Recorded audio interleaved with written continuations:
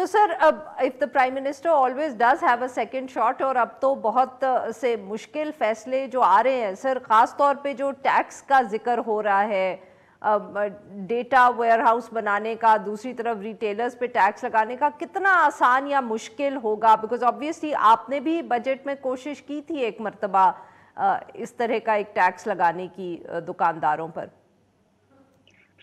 دیکھیں، جب آپ دکانداروں کے اوپر ٹیکس لگائیں گے تو دکاندار تو خوش نہیں ہوں گے، ان کے لیے مشکل ہوگی، سیاسی طور پر مسلم لیگ کے لیے مشکل ہوگی۔ لیکن اب مطلب آپ نے اگر 50,000 روپے کے اوپر سے انکم ٹیکس شروع کر دینا اور سبسٹینشل انکم ٹیکس شروع کر دینا 1,00,000 روپے ماہوار تنخواہ لینے والے کے اوپر، تو آپ کس مورل بیسس پہ دکانداروں سے ٹیکس نہیں لیتے؟ Just makes no sense.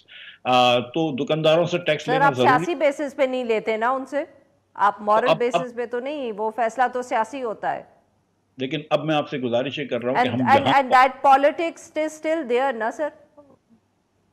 I think that the politicians have realized کہ یہ جو پولیٹیکل فیصلے کرتے ہیں اس کا کوئی اتنا دورس فائدہ نہیں ہوتا۔ آپ جیسے جانتی ہیں اور جو شاید آپ ریفر بھی کر رہی ہیں کہ جب مجھے بھی رکوایا تھا کہ یہ فیصلہ نہ کرو، اور اس کے بعد جب میں گیا اور پھر یہ فیصلہ نہیں ہوا 1 سال، تو کوئی ایسی خاص کامیابی تو نہیں ہوئی مسلم لیگ کو الیکشنز کے اندر۔ تو یہ جو آپ انیویٹیبل فیصلے ڈیلے کرتے ہیں، اور جس نہج پہ ہم آج آ گئے ہیں کہ آپ مزید قرض لے کے یا مزید پیسے چھاپ کر مسئلوں سے نہیں نکل سکتے، آپ کو اب مسئلے ہیڈ آن فیس کرنے پڑیں گے۔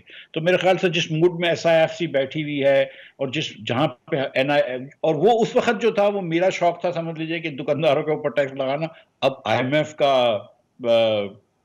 شوق ہے یا حکم ہے، تو میرے خیال سے اب تو یہ ہو ہی جائے گا۔